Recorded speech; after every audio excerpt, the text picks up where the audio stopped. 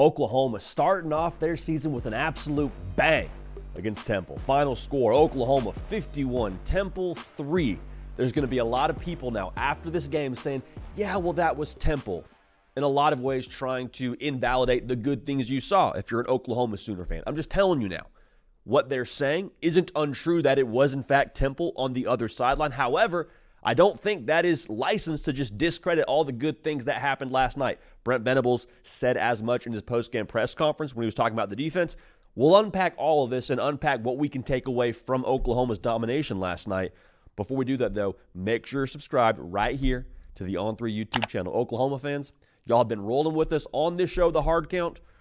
I mean, since we were doing this show in a lobby in Waco, Texas. So we appreciate y'all being a part of this. Again, if you haven't yet subscribed, no time like the present. It's college football season. Also, follow me on Instagram and on Twitter at JDPakel. What you saw last night from Jackson Arnold in an effort where he went 17 for 25, 141 yards, 4 touchdowns with 4 drops. So that number could have been 21 for 25, neither here nor there. You saw why he's your quarterback. And that's not me by any stretch of the imagination throwing any shade at Dillon Gabriel, because Dillon Gabriel, I think, will do phenomenal things at Oregon this upcoming season. I think a lot of folks in Norman believe that as well. But you saw why he couldn't wait another year to be the guy in Norman, Oklahoma. Why that was not going to be advantageous for anybody for him to be sitting on the bench for another season. And what you saw last night, going back to what we just said about the level of competition doesn't really concern me all that much when we tried to assess Oklahoma. He did things that it didn't matter if it was Temple or if it was Alabama or whatever. Like, you saw things that are going to translate throughout the course of the season. One of the things that really encouraged me, based on what I believe Oklahoma has on this roster, is his ability to throw on the run. His ability to ad-lib, move outside the pocket. I mean, heck, run the football when it was asked of him. This dude's a good athlete. I think a lot better athlete than maybe the college football public was aware of. That's going to factor in a massive way throughout the course of this season. Second level of defenses, when he breaks contain, you have to honor the fact that he might tuck it and run. And when you do that, Dion Burks gets open.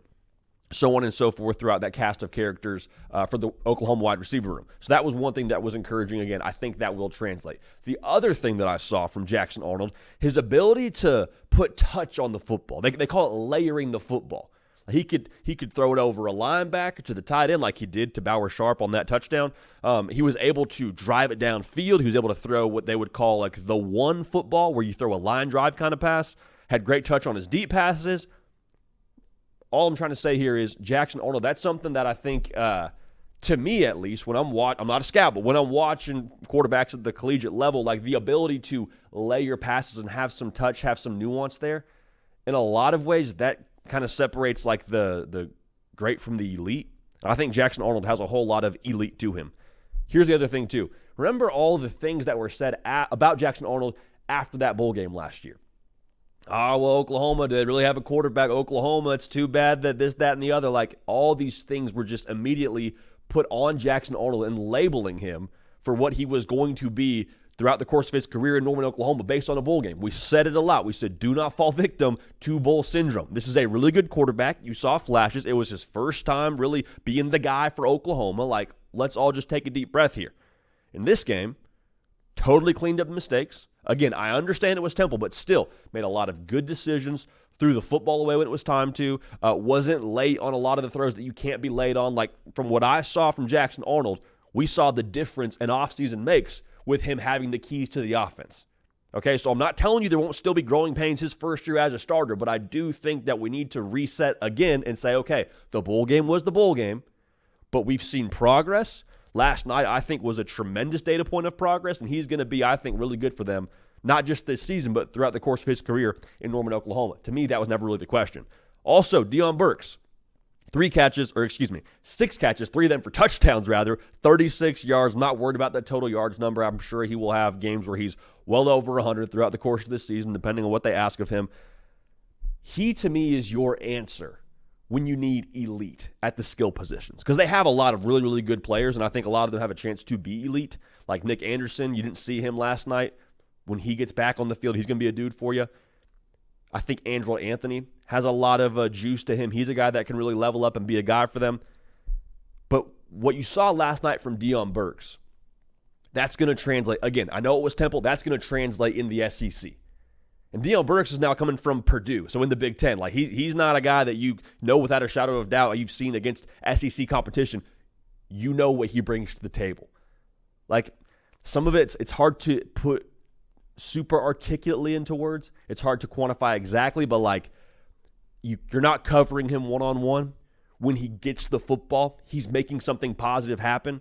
And it's very obvious now in this offense for Oklahoma, they're going to force feed him the football, whether it's the short game, whether it's the push and vertical, whether it's him in the slot, whether they're handing it off to him, whatever they're doing with Dion Burks, he is going to be a weapon. And again, I think he adds a lot of elite to that offense.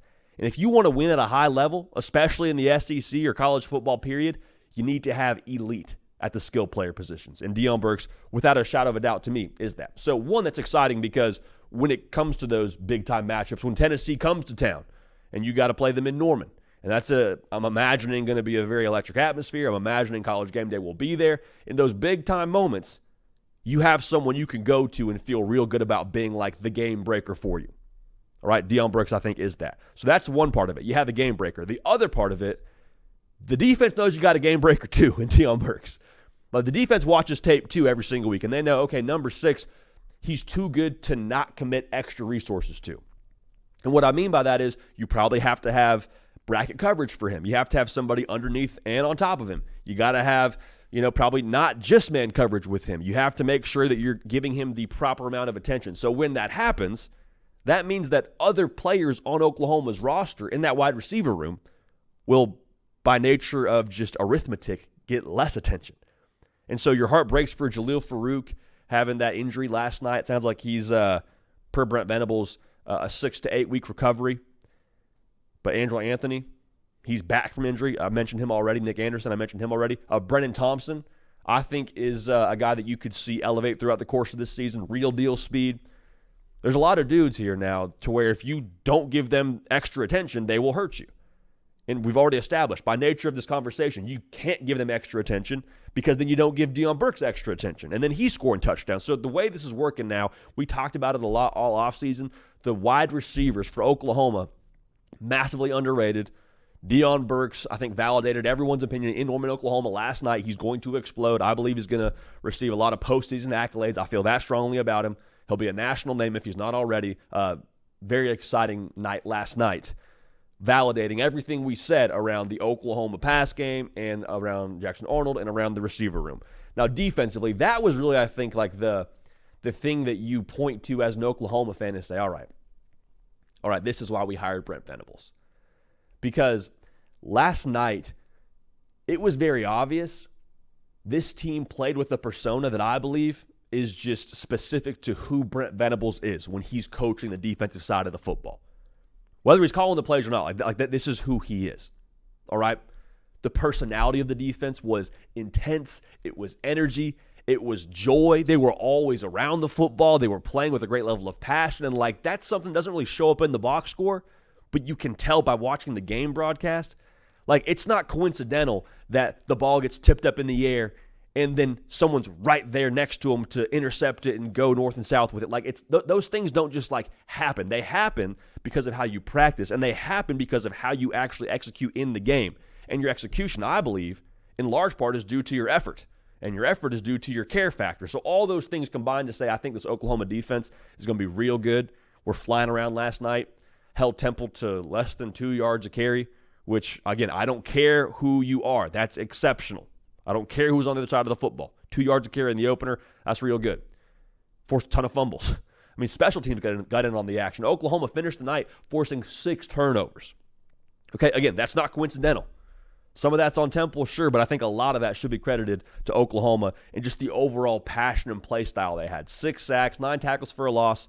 They were flying around. Again, to me, this is a Brent Venables defense, and they play with an edge of a Brent Venables defense that we've come to know throughout his career, especially as a defensive coordinator when he was at Clemson. Now, the offensive line is going to be a talking point for us. They've been a talking point for us throughout the course of this offseason. I've said this many times. To me, they are the difference between Oklahoma being a 10-win team and being a 6-win team, okay? So that is what it is. We're not backing off that. Ran the football really effectively yesterday, did Oklahoma. Ran for over 200 yards. That's a good sign. The thing that I think is maybe a little bit concerning, if you're an Oklahoma fan, is you don't like seeing your quarterback get hit. You don't like seeing your quarterback get hit, especially in week 1, especially against a team like Temple. Because you allow 3 sacks, it's not getting any easier when you play when Oklahoma plays Texas, when Oklahoma plays Tennessee. It doesn't get easier when you play LSU. Like, that's something that has to be cleaned up. Now, at the exact same time, it's week 1. So it's a jumping off point. This group hasn't played together, so they're getting a chance to gel right now. So I'm saying as frustrating and I think as concerning as last night can be when you look at the offensive line, I don't think it's a situation where you say, okay, that's who they are. One game doesn't define you. One game gives you a chance to, I think, recalibrate and figure some things out, but one game doesn't define you. Brent Venables also mentioned, like, yeah, we were pretty vanilla in how we approached things schematically. So there could be a few more bullets in the chamber offensively with how they can get teams off balance and maybe put some of those pass rush issues to bed. But at the end of the day, for the offensive line, again, we're going to have to build on this.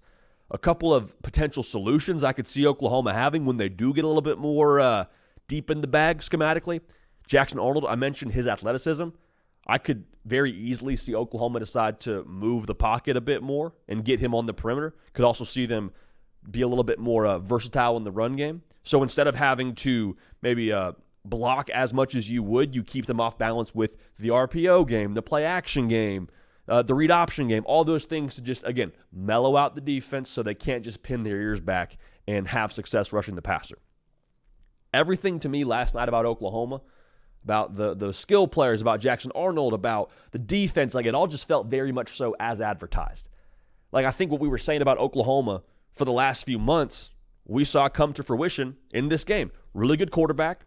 We said that a lot. Really good wide receiver room. Running back room did their thing as well. It was kind of, I mean, it was a party when it came to running the football last night for Oklahoma. Offensive line, we'll see, but like there's a lot to work with here for Oklahoma. So you never apologize for domination in your first game of the season. You never apologize if you're Jackson Arnold throwing 4 touchdowns. You never apologize if you're Dion Burks catching 3 touchdowns. You never apologize if you're a defense and as a team overall, Oklahoma getting 6 turnovers. Again, Jaren Kanak getting all the action on special teams, man. You love to see it. So this Oklahoma team now, again, I think there's a culture of joy. I think there is a alignment when it comes to the just aggression and passion and intensity. And to me, again, we say it a lot, persona of your leadership eventually becomes the persona of your football team. Oklahoma now in year 3 under Brent Venables, to me, it feels very clear with how they play football. This is a Brent Venables coached football team, and you love to see that. So Oklahoma handling business. Let me know in the comment section on Instagram and on Twitter at JD Piquel how you feel about the Sooners dub last night. Hey, it's week 1 of the college football season. If you're watching this on a Saturday morning, we're here, babe. We made it. We made it. So we appreciate y'all being a part of this. Again, subscribe to the channel if you have not yet already. Let's have an incredible college football season.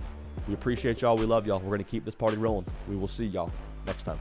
Hey, y'all. Thanks so much for watching. Subscribe to the channel here to make sure you don't miss an episode of The Hard Count. Also, be sure to check out other videos on the On3 YouTube channel.